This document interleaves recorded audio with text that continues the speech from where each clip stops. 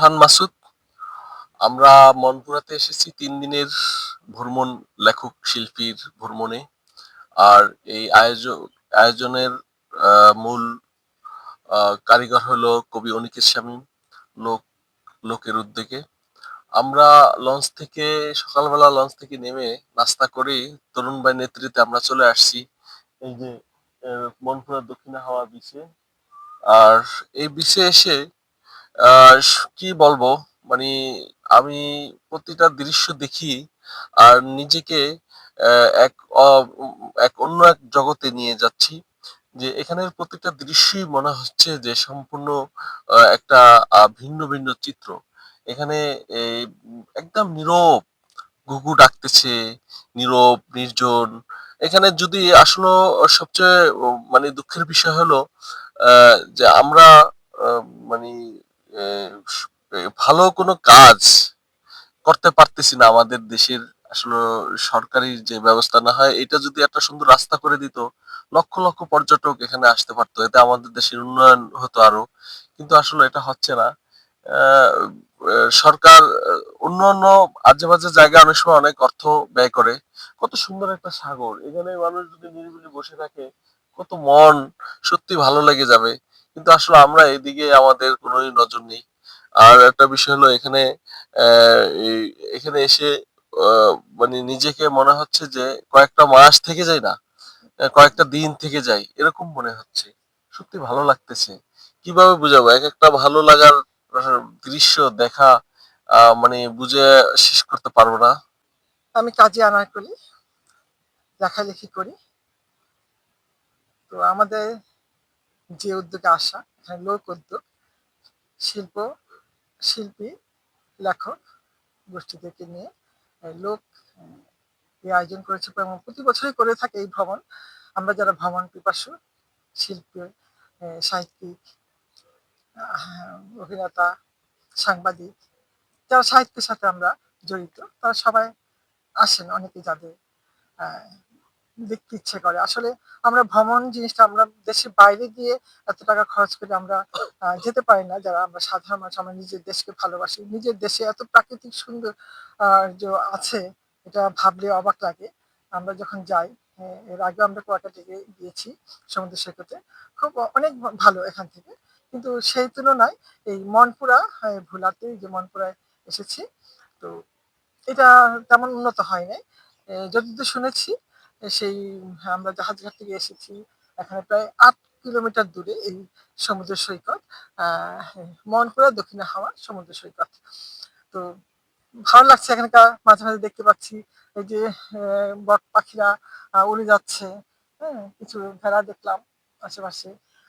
বোঝা যাচ্ছে যে এখানকার স্থানীয় লোকেরা ইয়ে ভেড়া আহ, ইয়ে করে, আহ, পালন করে, এটাদের একটা জীবিকা নির্বাহ করে। এর মাধ্যমে ছাগলও দেখেছি অনেক। তবে আমার মনে হয় এখানে যদি এই সি বিচটা যদি আমরা আহ, একটা সত্যিকার অর্থে একটা সি বিচ করা হয়, কর্তৃপক্ষ যদি এদিকে সুদৃষ্টি দেয়, তাহলে একটা সুন্দর একটা সি বিচ হবে, যেখানে বাইরে দেশের মানুষ তো আসতেই পারে বিনোদনের জন্য। আহ এখন আমরা যেমন ডিসেম্বর মাস আমরা এখানে এসেছি, বিজয়ের মাস এটা।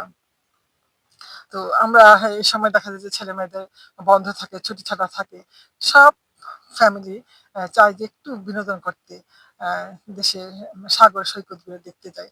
কক্সবাজার অনেক সময় অনেক দূরে হয়ে যায়। এখানকার যারা ঢাকার আশেপাশে জেলাগুলো, তারা এই এই ধরনের একটা সুন্দর সি বিচে এসে আসলে একটা অনেক যদি থাকতে পারতো, এখানে যদি ২-৩ দিন থাকতে পারতো, ১ সপ্তাহ থাকতে পারতো, বিনোদন করতে পারতো সাগরে। আমরা জানি যে আমরা যারা অসুস্থ থাকে, রোগীদের জন্য স্বাস্থ্যকর স্থান হিসেবে ধরা হয় যে সি বিচকেই। হ্যাঁ, তো আমরা সি বিচে গেলে আসলে মন জুড়িয়ে যায়। সাগরের হাওয়া এসে গায়ে লাগে, শরীরে যদি রোগ বালাই থাকে সেগুলো চলে যায়। আমরা শুনেছি এবং সাইন্টিফিকও আমরা জানি এগুলো। তো আমাদের কর্তৃপক্ষের প্রতি আমাদের একটা আবেদন থাকবে, এই আমাদের তরুণ ভাইয়ের মাধ্যমে আমি বলতে চাই যে এখানে যদি এই রাস্তাটা যদি কোনো রকম একটা সুন্দর ভালো পাকা রাস্তা করা যায়, তাহলে আমরা ইজিলি, আজকে আমরা অনেক কষ্ট করে হেঁটে শরীর চলছে না, তারপর আমরা এসেছি। কারণ দেখার যে একটা পিপাসা তৃষ্ণা সেটাকে ইয়ে করে আমরা স্বাস্থ্যের দিকে তাকাচ্ছি না। হয়তো এখান থেকে গিয়ে দেখা যাবে যে ২-৩ দিন বিছানায় পড়ে থাকতে হবে, অসুস্থ হয়ে পড়বো। প্রথমত ডিহাইড্রেশন, তারপরে যেটা হচ্ছে ওয়াশরুম একটা ব্যবস্থা। এই ধরনের যদি একটু ব্যবস্থা থাকে, রাস্তাটা থাকে ভালো, যাতায়াত ব্যবস্থা ভালো থাকে, তাহলে মনে হয় যে মানুষ ১ দিন কি ২-৩ দিন অনেক সময় ১০-১৫ দিন থাকতেও কোনো দ্বিধা করবে না।